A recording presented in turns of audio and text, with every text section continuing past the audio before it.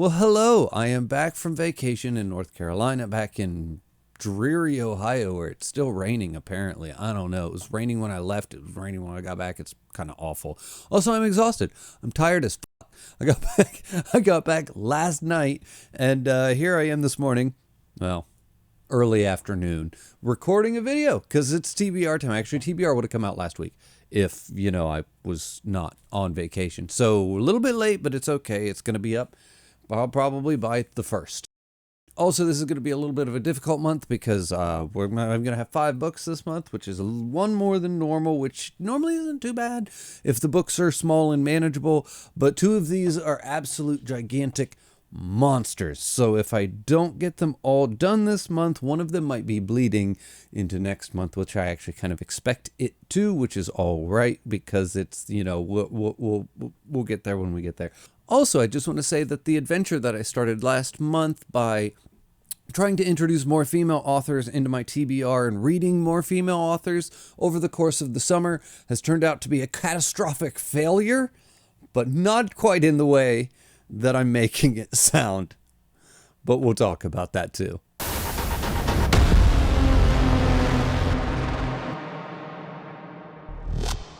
Anyway, everybody, hello and welcome back to the July TBR video for the channel, and we will be starting the month off with Royal Assassin by Robin Hobb. This is the first in many failures that I have this month as far as my female authors is concerned. This was not supposed to happen this month. It just wasn't. I was going to read the first one, Assassin's Apprentice, last month and kind of get an idea for how Robin Hobb is as an author. And then I was going to move on and kind of introduce other female authors and kind of go from there and then come back to the Farseer trilogy in a month or 2, something like that. Well, I don't know. I didn't want to wait, I guess, is a long story short. So we're having to bump any new female authors from that list that I made in that one video that I made. And sorry to all of you lovely ladies, because Robin Hobb is getting another seat at this month's TBR table. I'm sorry. Anyway, but this is the book 2 in the Farseer trilogy. It is a book series about a bastard child of a royal family coming back to the royal family, but being raised as kind of an illegitimate heir and also being trained in many different talents, one of which, and his primary talent, or at least the one they want to be his primary talent, being the assassins. And basically the last book was a coming of age story and him kind of going from childhood to basically being a full-fledged adult and full-fledged assassin. Now we're going to go on from there, and I have literally no idea what to expect, but from the way the last one was written and just the amount of engagement that I had in it, I'm pretty excited to get on to this one. I did actually film a full entire review for this, and then I lost all the footage and all of the audio and everything when the storms hit Ohio, and my computer went down, and I literally lost it all, so I'm sorry.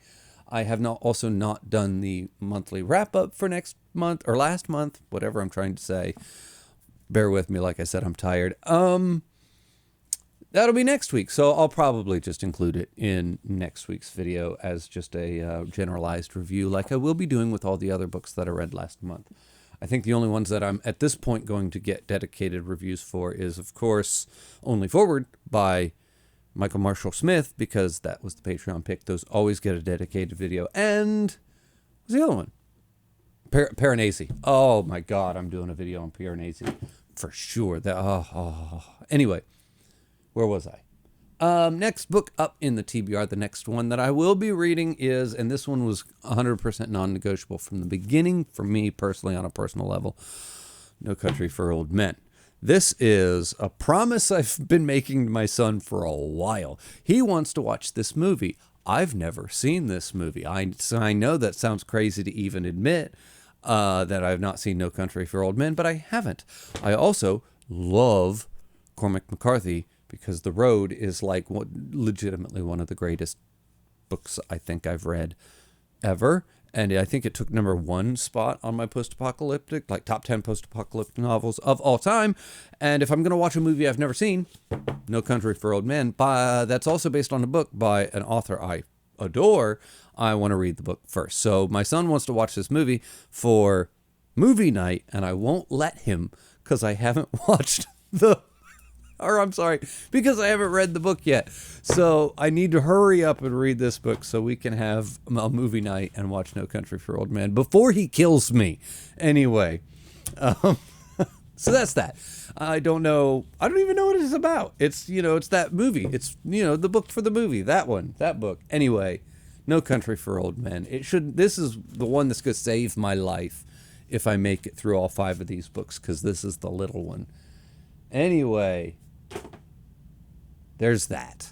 Next up is a last-minute addition to this month's TBR, because this was nowhere near my radar last week. And this is the other just massive, massive, massive failure in my adventure to incorporate and add more female authors into my TBR, because the book that I will be reading next is Jonathan Strange and Mr. Norel by Susanna Clarke. How is this a failure, you ask? Well, because the whole point of this summer was to introduce more female authors into my TBR by chewing through as many as humanly possible. And instead, I read Robin Hobb and Susanna Clarke last month, and this month I will be reading Robin Hobb and Susanna Clarke, because I don't know. I'm a failure as a person, and I could not continue the Farseer trilogy, and I could not move on to Jonathan Strange and Mr. Norel, because Piranesi was legitimately one of them. I'm just going to have to make a dedicated video for that book, because it is just amazing. I would say it was one of my, oh my gosh, it's going to be probably like book of the year material. It will be on the top 10 at the end of the year. It has to be. I cannot imagine it not being on the greatest books that I read in 2025. It was amazing. So we're reading Jonathan Strange and Mr. Norel. So I guess you could say my experiment of reading more female authors so far has been a resounding success, but at the same time, the point was to get multiples in, and I'm failing miserably at that, because this month has been a complete bust, because instead of getting 2 or 3 more new in, I'm just reading the ones I've already read. So, and this is another one, Jonathan Strange and Mr. Norel. I do not have the slightest clue what this book is about. I haven't even read the jacket. It literally just got dropped off last night from Amazon. I hurried up and ordered it as fast as I could off of Amazon so it would be here in time for this video. Oh, I don't even know. Like I said, I haven't read the book, Dust Jacket, and I'm not going to right now either, because I don't care. Because if it's written by Susanna Clarke, that's all I need to know. Done. That's enough from me. Anyway, next up, and last but not least, and this is the one that everybody knows is coming if you've been following me in any way, shape, or form, The Crippled God. This is it. This is the end. We're finishing off Malazan. I have done it. I have made it through a book a month for the past 10 months of Malazan. I've not let any of them slip, other than like maybe partially finishing him the first week of the next month. And then I have stayed on track. I did not know if I would. I did not know if I could. And I did. This one might, once again, because this month has become overwhelming in the size of the books. That Jonathan Strange, I did not realize how big of a book that was. You read Piranesi, it's this little like 200-page book, and I ordered Jonathan Strange. It came in the mail. I was like, well, damn, that's a book. Like, shit. Did not realize. Anyway, so Crippled God. This, I'm so excited. I am, I don't know, 100-ish pages away from finishing Dust of Dreams right now, and it is absolutely amazing. I don't know why people talk so badly about Dust of Dreams, and I've seen so many people put it on the bottom of the list, like the worst Malazan book. No.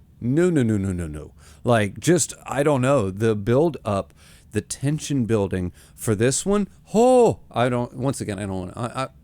This isn't the video for this. I'm failing in today's video. I'm treating it like it's a wrap-up video, and it's the TBR video. Sorry.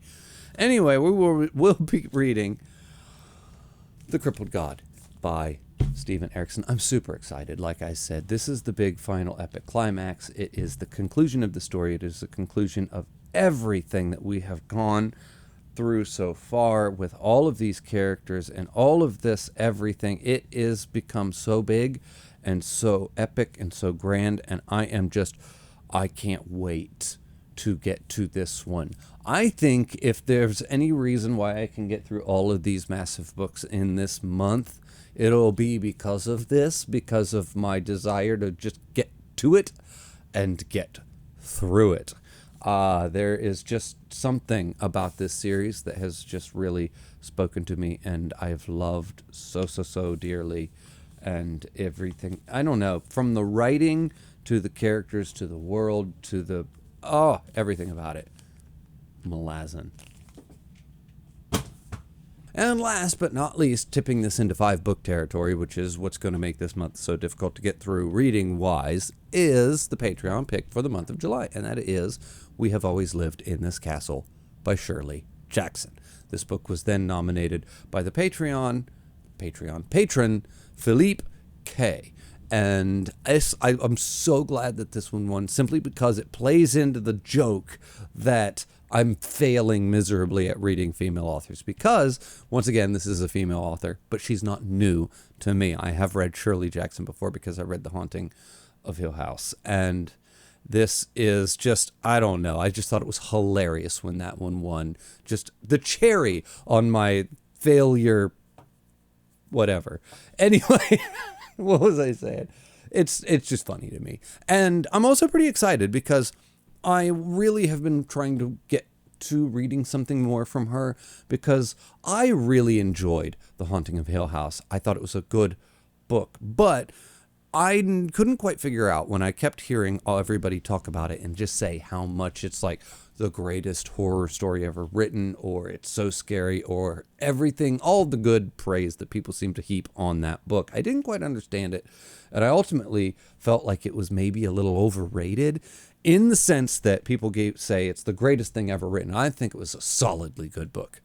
I just don't think it was as good as everybody says it is. So I'm eager to read something else by her, see how I feel about this one, and where I go from there. And now I have a little bit more of an expectation, or a tempered expectation, or more realistic expectations, because I know her and her style, at least from the book that I've read, and I can maybe go into this one with a little bit more of a